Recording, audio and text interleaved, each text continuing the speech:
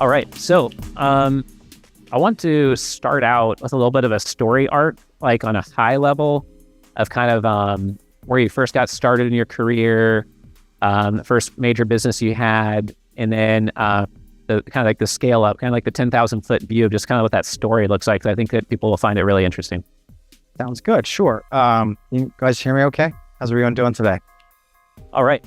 So I would say, like, going back to kind of my career wise, I started out, my very first job was actually teaching martial arts when I was about 15 and a half, 16. To this day, it's still my leading passion and my favorite business actually that I own. So I started out in martial arts. I was competing as a competitor. I was captain of the national team. Loved it, but the highest level of sport martial arts competition paid like nothing. When I say nothing, if I traveled the country and won everything at a competition, I might make $500. So it was like nothing. So, I was 22, turning 23. It was time to land into a real career. And so I moved to Massachusetts. The job market was just much better there. And I just started interviewing like crazy. And I consider myself a PhD, which I define as poor, hungry, and driven, not the college PhD, because I actually don't have a college degree. So, I learned that PhD from just being very focused and tenacious. I learned a lot of that from martial arts, being disciplined, focused, and tenacity, which I find is, one of the most basic things in anything entrepreneurial or any bold, ambitious goal. I just think it's an absolute tenacity. But after I started interviewing, I landed in the financial services industry as a wealth advisor. To this day, I kind of wonder why they hired me, because I had very limited finance background. I was teaching martial arts, and they kind of looked at my resume and they just said, it doesn't really fit what we typically would go after, but, we recently hired an NFL player who did well because of his sports background and his unique focus. We're gonna give you a shot. And again, I think back to my suit and my first tie. I was literally wearing like a kitty tie with a suit. It's embarrassing to think back. So I wonder why the heck they actually hired me, but they did. So that was my kind of the start of my career as a financial advisor. Okay. So how did you financial advise to get into the whole industry, which was another big jump, where people might wonder how you did that. And then how did that turn into scaling something to have a nine-figure exit that a lot of people here in the room would love to do one day? Yeah. So I kind of, after a while, got a little bored of the finance industry. I'm really not a true finance guy at heart, but I had a successful career at it. I started out at Ameriprise. I was one of, if not just to reach their top 1% category of 10,000 advisors. They called it CAT. And I was kind of ready for what's next. And I started deploying capital in the businesses, and I would mentor the entrepreneur at an hour to 2 hour a week. And, although I had not built a ton of businesses, I built a highly successful practice, wealth management practice. So there's a lot of similarities. And so I would mentor these entrepreneurs. I'd provide all the startup capital. And then I kind of loved it. I was getting this passive income, and I loved the leverage of being an entrepreneur, spending a little bit of time weekly, yet I was generating this revenue. And then I started realizing, geez, there's the cash flow, but then I can sell these businesses and I can keep doing that. So I just kind of kept launching businesses. I was doing it in the fitness sector. I was active in martial arts. I got into CrossFit gyms because I found out I could have my mixed martial arts program kind of in the back while I was active in CrossFit gyms. So I got active in different businesses. And around 2016, I had my partner running the CrossFit gym, the martial arts gym was being run with my other partners, and my wealth management business was being run. I'm really big on leadership, specifically what I call level 5 leadership. And if you do that well, you can pull yourself out of the machine. And, I started studying billionaires in 2016. And then I really started to understand leverage at a much deeper level. And, again, I say PhD, I think you can reverse engineer learning. I read, probably 8 books from various billionaires. I just absorbed any content I could find on the internet, YouTube, etc. And by the end of that year, my thought was, this isn't rocket science. Like, this is something that you can replicate. So I said, well, I've got some capital. I had an exit not too long ago. And I said, you know what? I'm going to try to find the most explosive, fastest growing industry out there. I want to apply my learnings from the billionaires, which I think it's genius that you did billionaires.com. And so by the end of that year, I remember the conversation like it was yesterday. This was 2016. And cannabis looked different at that point in time. I was like one of the early OGs, so to speak, in cannabis on the East Coast. In fact, I built the East Coast's 26th dispensary, legal adult use dispensary that had ever been opened. And I just kind of kept going. We kept opening more dispensaries. And I was applying my learnings from the billionaires. I became vertically integrated. And I said, geez, what they do is they're on retail, extraction, manufacturing, real estate. You're making money all along the vertical that minimizes your downside risk and drastically improves your upside. So I started doing that. I was fortunate. I lived in Massachusetts, which was the very first fully legal cannabis market on the entire East Coast. So I was a little skeptical before I jumped in. I'd studied the industry, studied billionaires, but December of that year, I saw cannabis work as an amazing medicine for my mother, who suffers from pretty extreme PTSD. And in one of her worst episodes, I just saw it be a miracle drug for her. And I always would mentor my entrepreneurs, if you can mix entrepreneurism with passion. So I see of success goes way up, because you gotta understand 90% of people will fail in business or in entrepreneurism somewhere between their 5th and 10th year, if not in their first year. And so you want to have passion connected to whatever it is you're doing. It was right at that moment I knew cannabis was misunderstood from a societal perspective, had lots of value in terms of medicinal value. And when I studied and analyzed the downside risks of cannabis, having come from Asian culture, I'm half Korean, half Australian. I had never even tried cannabis until my 30s. In fact, funny story. In my late teens, my dad, the DEA and anti-drug task force, and used to do cannabis raids at cannabis cultivations. Now here I am, 40 years later in the industry, like the kingpin on the East Coast. It's kind of funny. But look, the moment I saw this be a miracle drug for mom, I was like, holy smokes, this industry is so misunderstood. 90,000 people will die from alcohol annually, and it's totally socially acceptable. Nobody dies from cannabis. More people will die from Tylenol this year and caffeine. So I was like, whoa, this is like, something's wrong. And I was like, this is an investment opportunity. I was like, this is an entrepreneurial opportunity right in my backyard. So I started studying it. I started getting excited. And when the passion was there, 2-3 weeks later, it was like the first week of January, I went to my wealth management partners and said, you guys have fun running this for a year? They're like, yep. I said, you want to do it again? How about you just keep running this? I said, I'm going to go and build a cannabis business. And one of my partners came in with me on it, and I focused on cannabis. He ran the wealth management business, and then began the most intense entrepreneurial journey I ever embarked on. Way bigger than I originally thought I was chewing into. Some people might hear you come from wealth management, so probably you had all the capital you needed, and that's how you built a big platform and exited. Can you talk about your capital raising, investor relations journey as you kind of went through that phase, and then we'll talk about how society views cannabis after that. Yeah, I mean, a lot of people assumed that I got my capital from my wealth management practice. So capital came from my wealth management practice, actually. Because that's federally regulated, you couldn't touch any of those investments for cannabis. And I wasn't going to jeopardize that business because I had 2 other partners that relied on that income. Their families did. So we basically created this wall between the practice and what I was doing and segmented the two. I had to actually go out there and learn how to raise private capital for the first time in my life. And I was way overconfident, borderline arrogant in terms of what I thought I was going to be able to do. I had this attitude like, oh, I'm just going to go out there, talk to a bunch of people, raise $5-10 million and just capitalize this whole thing, right? And I led with my own personal investment dollars, $500,000. So my dollars were the first $500,000 in.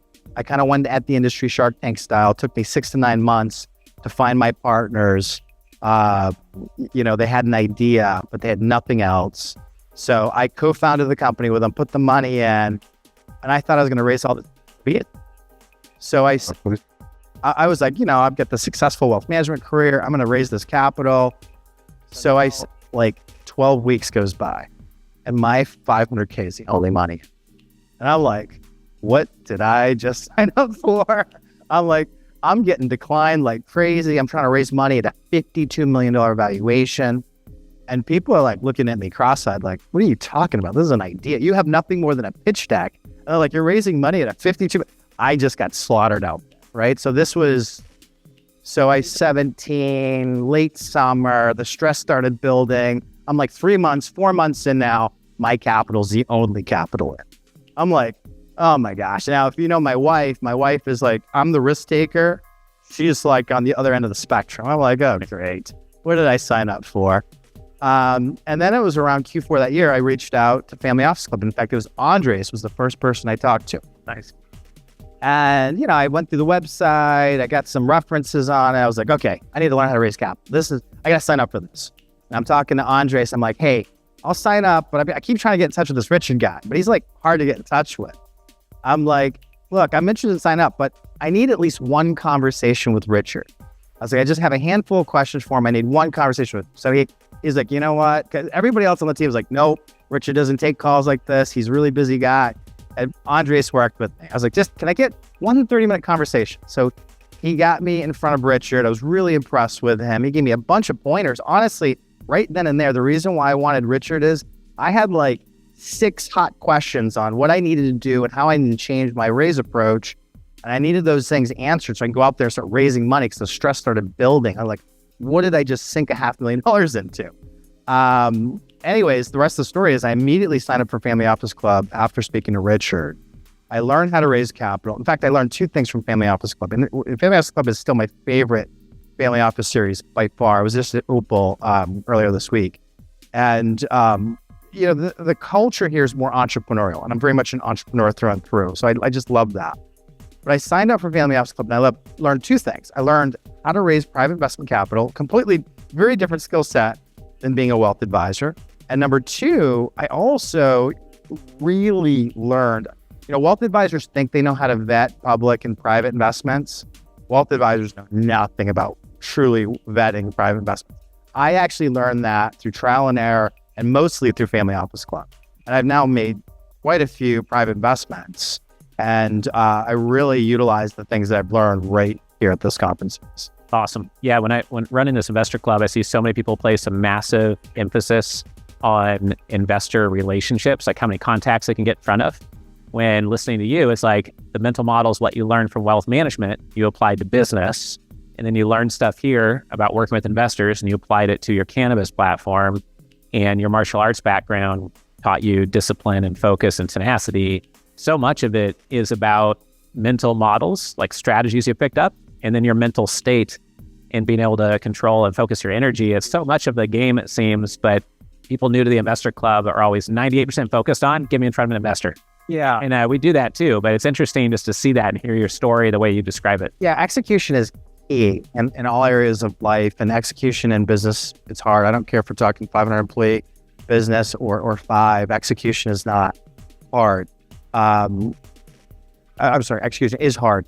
I will tell you, people a lot of times think it's a matter of just getting the formula, getting the answers to something. That's only half the battle. The other half of the battle is you have to execute and apply it, right? I had to take all these techniques from Richard. I had to figure out how to do the Zooms. I had to turn it into a numbers game. I had to learn how to vet the phony investors from the real investors. It was a process. And I took tons of pitches. Again, I came into this industry Shark Tank style. Then I partnered with one of the sharks, Kevin Harrington from Shark Tank, who I met through Family Office Club. It was Richard and his team that played a great role in helping make that introduction. But yeah, it was a really wild journey. And Kevin was an early investor. And look, I'll speak to the benefits of pitching with reputable brands, right? When you're building something from nothing, the skepticism is always going to be, well, why do we have to believe, or why should we believe that you're going to build this? And what I'll tell you is cannabis is an extremely difficult industry to raise capital for. Arguably one of the most difficult, right? You have so many things you're dealing. You got the fact that, it's federally illegal. A lot of banks don't deal with it. There's tons of stigma associated with it.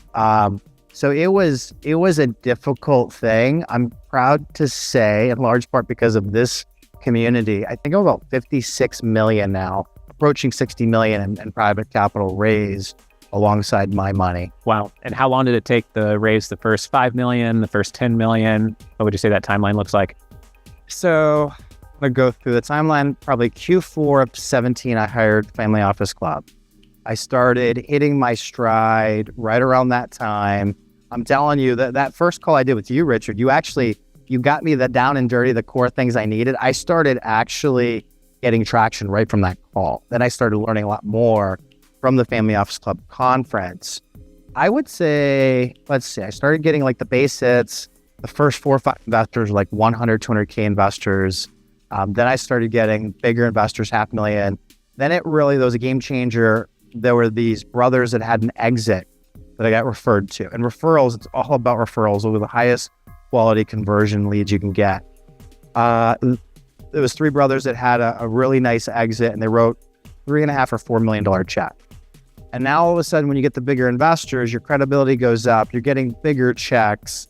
And we just kept going. We had enough now to fund 1 dispensary, 2 dispensaries. Then we got into cultivation, extraction, manufacturing.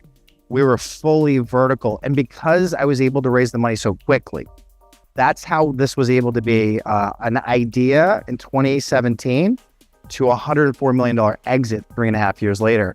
It would not have happened had I not been able to get this capital quickly enough. And then number 2, tons of credit to the operating team for executing with excellence. You need both. You have to have the capital. You've also got to be able to execute.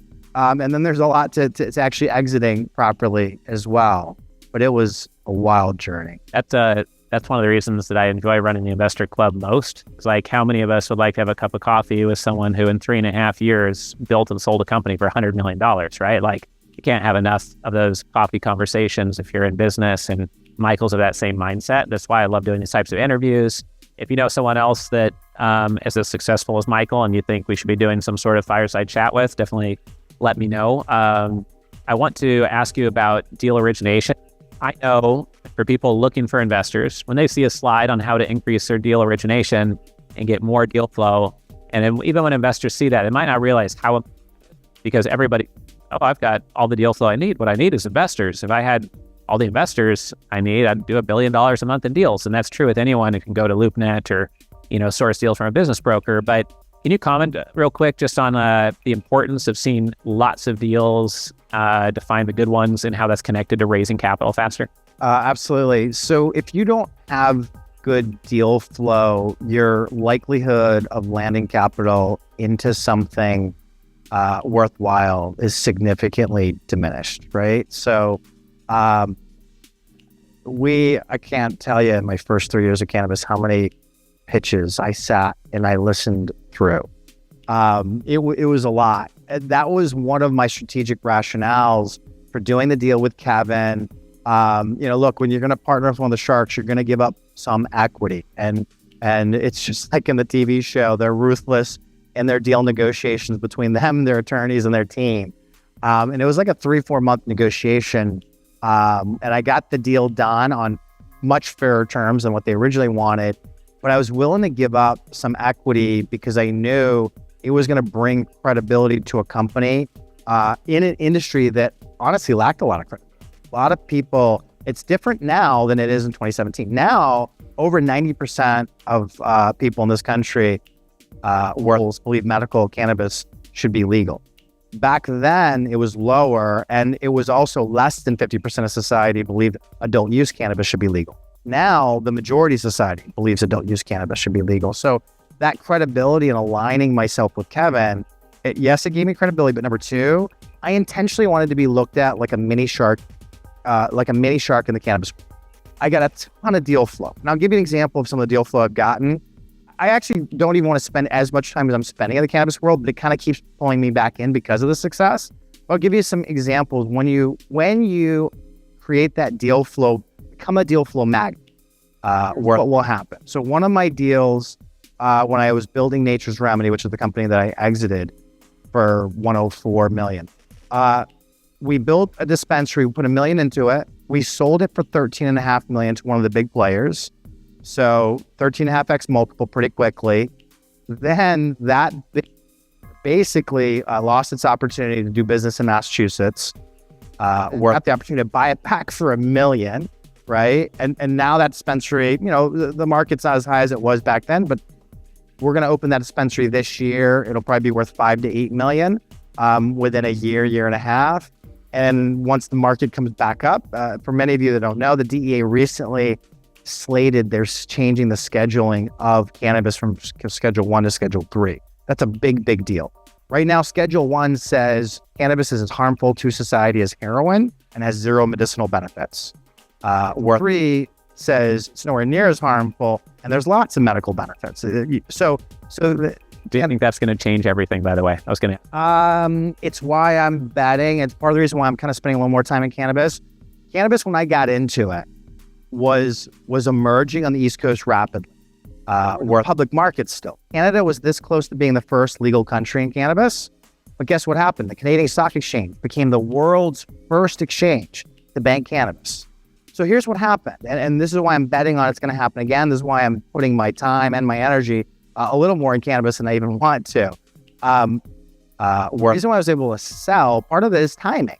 Where the Canadian Stock Exchange had just had billions of dollars come through. For the first time, the world was excited about investing in legal cannabis businesses.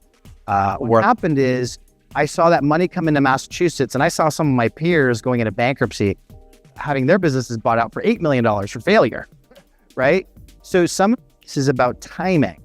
And so what happened in the cannabis industry, if you look at it on the macro, it got really hot, public markets, there was more money chasing, lots of money was chasing lots of bad deals because there were not enough seasoned cannabis businesses that were well run yet. In fact, when I look back on those businesses at the time, you can look at the stock. A lot of the stock fell apart because these businesses were poorly run. So the public markets went down. The last couple of years have not been hot for cannabis. But what just happened 6 weeks ago, the DEA schedule change, I promise you, this industry is about to pop. It is estimated 15 trillion with a T dollars are going to come into this industry once the major US exchanges allow it to come in. Right now, you still cannot go to E-Trade. You can't go to Fidelity, Merrill, UBS. You can't buy plant-touching cannabis stocks in this country still. But what that's all about to change, the DEA changing the schedule change, is the first domino to fall. I see that happening. Some people in the industry think it's going to happen Q4 this year. I think it'll take longer, but that's happening. Safe banking will happen.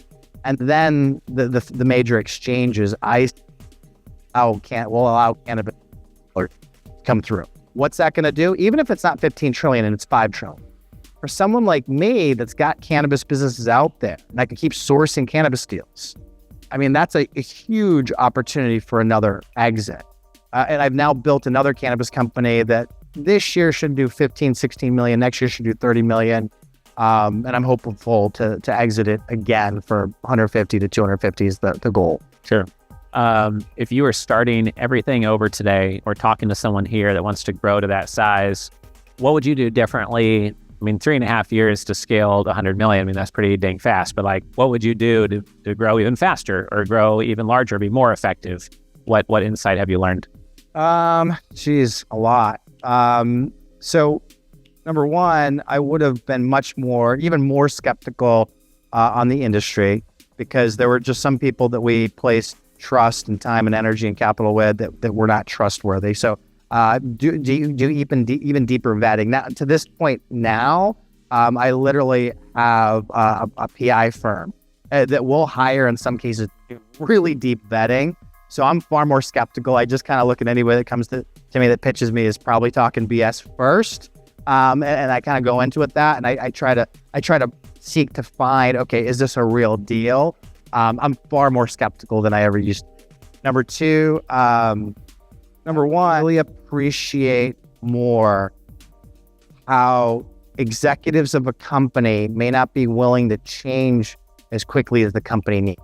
When you go from an idea, number one, all of a sudden cash flowing to 15 million to 30 million to a $100 million exit, the company looks and feels so different at these different stages in 3.5 years. So what you have to be prepared to do is lead that executive team in a way that you change the people or change the people. And that might sound harsh, but what I mean by that is good leadership and direction from the board on how to grow into the opportunity. Or it's nothing personal. It's time for you to step aside because this is what's needed to build this from a pre-revenue startup to a 9-figure company. And some of those changes, had I looked back, just didn't happen quick enough. And I actually think that if we'd handled some of these things differently from a board level, we probably would have gotten an extra 50 to 100 million. What's a $1 million insight? $1 million insight. So just like a big insight? Yeah, like one of the most valuable insights you can think. So I'll give one on both sides. An investor, and you're looking to invest in the right team, vet for emotional intelligence. I find it one of the most important things to vet for. Lots of people vet for different things. In order to believe what that person is telling you, they've got to actually have the raw tenacity, grit, focus, indomitable spirit to actually build it. They don't have a deep level of emotional intelligence. They just won't get there. I think of myself as a relatively emotional intelligent person, still have plenty of room to grow, but I've got a track record of success that's pretty consistent and compelling in all areas of my life because of emotional intelligence. So when I vet this person, I basically draw a line and I go back to their career and I say to them, walk me through your outlier accomplishments in your lifetime, whether it be educational, work-related, sports, whatever it is. And I'll go all the way back to like when they're 20, believe it or not. Kind of a lengthy question because they have to kind of keep answering every chapter of their life, but I've gotten pretty good at it. I can tell if someone's kind of like tap dancing and making up accolades. By the way, I write it all out. Then you can go back and vet for it too. Too much of it seems like embellishment, then I'm not going to be too, but if it seems like right on point, and I love the people that are actually like more humble and they actually undersold themselves, but then there's a consistent track record. So vet for, if you're on the investment side, vet for emotional intelligence, and be very cautious about, can you trust this person? You have to remember, I've been on both sides. I'm an investor and a founder. Let me just tell you, there've been plenty of times where I'm a founder. If I don't raise this next $500,000, this company goes under. And you have to hope that the person talking to you actually has integrity. Because if they don't, they're just getting your money just because they need your money. So that's a real important factor. On the other side of it, so that's on the investment side. If you're trying to raise capital, I guess my advice would be execute on what you're learning at conferences like this. And just know that if you're trying to raise capital, it really is a numbers game. And you have to execute on the numbers. What we knew is, like in our early days, we knew, hey, we needed 20 referrals or leads, 20 people to talk to, with about 5 on an investor presentation. And we knew about half of them would go into deep due diligence. And we knew a certain percentage of that last group would actually invest. We had it down to a science. So we basically knew our numbers and executed on those numbers. It's the same thing I do in my martial arts business. You know, we spend X amount in marketing, you know how many leads we're going to get. We know how many members we're going to get from that. Awesome. Yeah, knowing your numbers. The book called Shut Up and Listen by Tillman Fertitta. He owns the Houston Rockets, Rainforest Cafe, and 600 restaurants. He talks about that quite a bit inside of his book, if anyone wants to pick up a good billionaire book.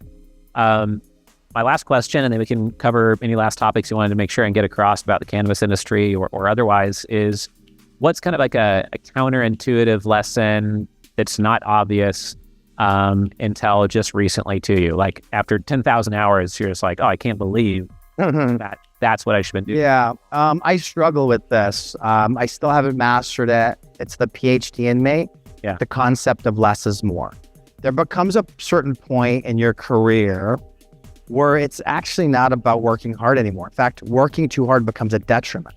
Like when I say PhD, in my early 20s, I worked 70, 80-hour weeks. My early days of the cannabis industry, when I started talking about 2017, I was back to working 70-hour weeks. If I could do it over again, I'd have worked 35 to 40, been far more strategic, and I would have focused on excellent decision-making. When you think about and study the Buffetts of the world, you know how many hours Buffett spent reading during the day? It was the vast majority of his workday. He was just reading. Guess what that did for him? He got knowledge in order to make better strategic decisions. Where it's a point in time in your career where it's less about hard work, where it's even less of the money. In fact, a lot about the downsides of a big exit. Everybody thinks it's all positive. There's a ton of negatives. My most depressing year of my life was the year after my exit, believe it or not. But I would say less is more, right? I still work too hard, Richard, and I try not to, but it's like ingrained in me. It's the old school Korean work ethic, I guess. Less is more. Working smarter versus harder. My biggest breakthroughs in my life is when I said, okay, hold on, let me take a step back. Let me work smarter versus harder. Like in the story, I took a year off. I took a sabbatical where it was very hard for me to do that. But what I did was I studied billionaires and I studied what's the most explosive industry, and I prepared my entry point into this industry. Had I not taken that time, I don't think I would have had that exit in 3.5 years. Awesome. Michael and I had shared a text message or two before he got up here, but I didn't know he was going to say that. It so aligns with like what we teach at Investor Club, being a perpetual learning machine. Your comments on emotional intelligence. My experience is that the wealthiest families I know, instantly, within less than 1 second, they're trying to get subconsciously, I think they're getting this feel of like, do I like this person? Can I trust them? Is what they're doing unique? Do they have momentum? Are they real? Like instantly, they're trying to judge that just to see if they should waste their time or not. Yep. And they might politely listen a little bit and excuse themselves, but it's almost instant. You're going to put in someone, as harsh as that might sound. But if it's not clear what you do, then almost none of it matters. So you're like, I have no idea what he was trying to pitch me. Or that sounds like everyone else in that niche. And so when I was listening about emotional intelligence, that's just what I was thinking through. And I love that you said you took time to be strategic and found an explosive industry, because it shows it's not an accident. I talked to someone last week and they said, oh, you're reading all the books from billionaires. Well, didn't they all just inherit the money and just get lucky?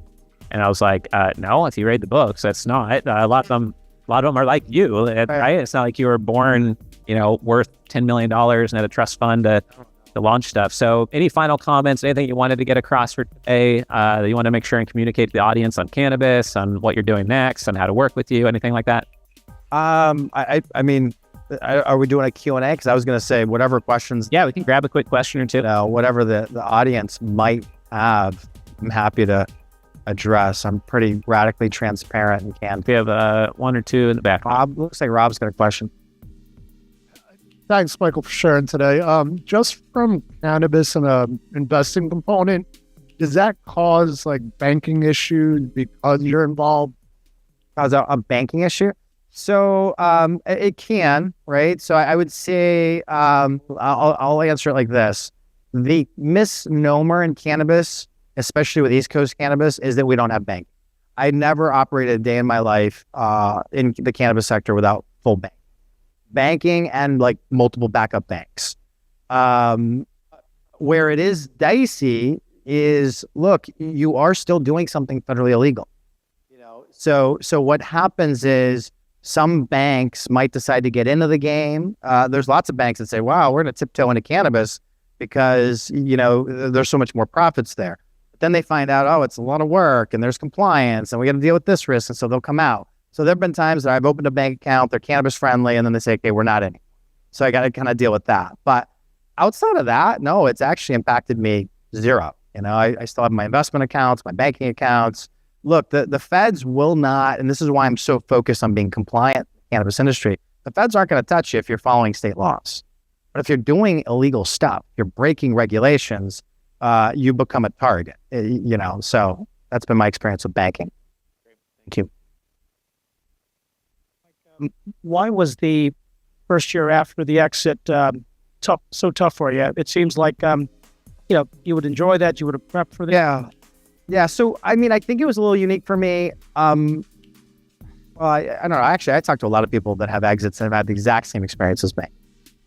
So I'd say it like this. Number one, you go through a bit of like this identity crisis, right? All of a sudden, the world just starts looking at you differently and becomes uncomfortable.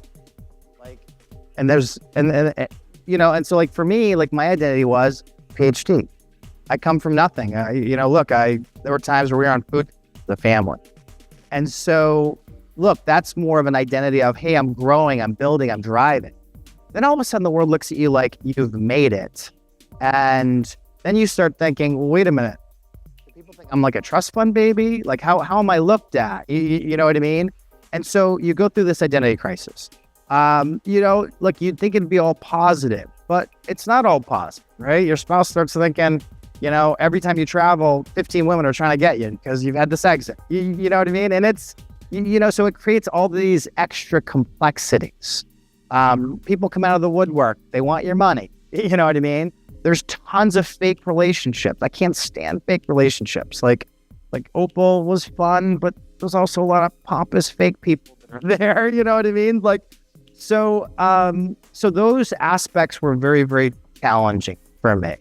And then there was this sense internally, like, wait a minute, now you have all this money. And it for a minute throughout that 12 months after, it disrupted my drive.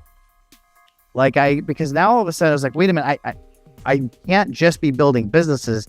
I now need to focus on managing this money. I now need to focus on, doing some things with my family because I've been working a lot. It just created all this complexity all of a sudden that became like a part-time job.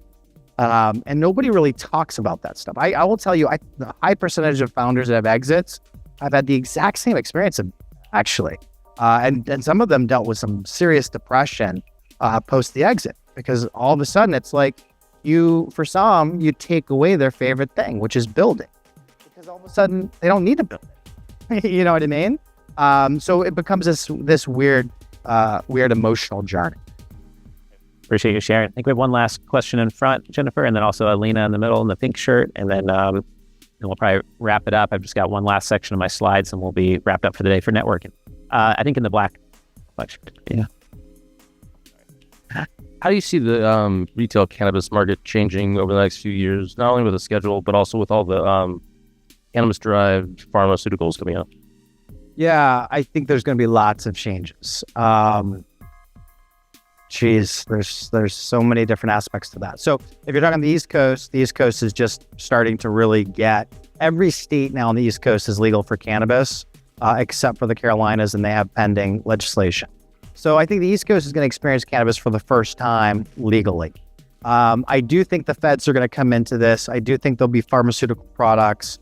I don't think interstate commerce. Right now, everything is a state-by-state ecosystem, which is actually a huge benefit for me as an entrepreneur, right? Because it's like I got all these states playing out, and it's like the same rules of monopoly I can apply in those states. I think consumers are going to look at cannabis retail purchasing different over the next 5 to 10 years. In fact, it is my belief, a bold belief, but I do think it's going to happen. I believe we'll be buying cannabis-infused drinks at our restaurants, grocery stores, bars, no different than alcohol. I'm pretty confident. The fastest growing product segment in cannabis right now is cannabis drinks. Guess why? Society has already said this is the destigmatized way we consume our drugs. Alcohol and caffeine are drugs. Nobody thinks of it like that, but they're drugs. Cannabis drinks is going from 1.5 billion to 20 billion, which is a huge growth trajectory in the next 3.5 years. That's massive growth. That's just cannabis drinks being sold in dispensaries. It's going to be massively bigger once it's outside of. This is why we're investing in cannabis drinks manufacturing in the East Coast right now. We think it's going to be a pretty big. Alina, last question, and then we'll wrap up. We heard from John today how critical it is for his line of business, which is real estate, to have exit in mind. When you were building cannabis business, did you have exit in mind, and what did it look like? when I was building the cannabis business today, I have, did you say an asset in mind? Oh, an exit. Yes. I actually did. A lot of people get into cannabis, get into exit. That was my plan originally. I originally did not plan to build 2 cannabis companies. I sometimes wonder if I should have done that as quick, because what I did is it took about 9 months for me to sell Nature's Remedy. I immediately started building Cannapreneur partners at the beginning of the sale of that exit. Time having another company, because I felt like I was in the 4th inning in Massachusetts. I got in the so I did go in with a specific design to exit. With my company now, the attitude's a little different. The environment's a little different. What I say to the team and the board all the time is, we're just building an amazing company that will stand the test of time.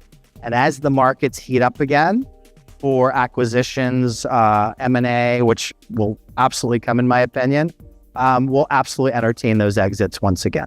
Are we going to see you one day on billionaires.com, you think? I don't think so, Richard. I'll tell you, I do have a goal to never be a billionaire. Believe it or not, earlier in my years, I actually wanted to be a billionaire, like the entrepreneur in me. But my belief is, at some point, enough money is enough money. So my plan would be hit a certain net worth, and then I just want to give everything away. Do I want to generate wealth the way billionaires do? I do, but I want to give back to society. I actually, one of the things I didn't like about studying the billionaires is they're, how would I put it? They're not focused on, given the amount of power that they have generated. And I look at money as energy. But my belief have billions upon billions of dollars. That's a lot of energy and a lot of responsibility to do something with that energy. And here's what I sadly found what a lot of the billionaires are doing with this energy. Most of them are just competing with each other. Not all. There's some great billionaires out there. But look, think about it. Like, why did not more billionaires run for president, right? They're busy doing whatever the hell they want to do when they want to do it. Why would they want to deal with a bunch of crap, right? One thing I appreciate about Arnold's documentary is like he appreciated the chance to come to America so much that when he got elected as governor, he met with both sides, said, I want to hear everything from both sides. We're going to work together and serve California. Yeah. And you could say that he's not honest in saying that or not genuine. I think he's genuine personally. But you're saying there should be more people like that. Like Arnold's created billions in value. Yes. Currently said to be a billionaire. Who knows? Right. Like you're saying someone like that who's like, serving and adding value while they... Yes. Yeah, I want to create billions and billions of dollars of value to society. But it's like, how much money do me and my family really need is kind of how I think of it. So I kind of have a net worth goal in mind. And after that, I just want to give it away efficiently. But when I say efficiently, not to a bunch of nonprofits, because as was talked about here, nonprofits don't solve a lot, but continue to put that back into businesses that actually do solve problems the way Elon Musk does. Right. I think that 20 or 30% more billionaires would be viewed more positively if every journalist didn't think they were the devil. Because when I meet them, they're often so passionate about what they do, just like John was. They are employing people. Yes. They're protecting their investors who work their whole life to get that passive income to retire. They are investing in their local society. And it's just not the press they get. It's not what makes the headlines. Right. But I get what you're saying. I'm glad that you gave me such a smart answer instead of just maybe and then everyone claps. It's just good to hear that perspective. Thank you. Yeah. Thanks, Richard. Michael, big round of applause. Thank you. Join the Family Office Club by visiting familyoffices.com. We look forward to seeing you at our next live event.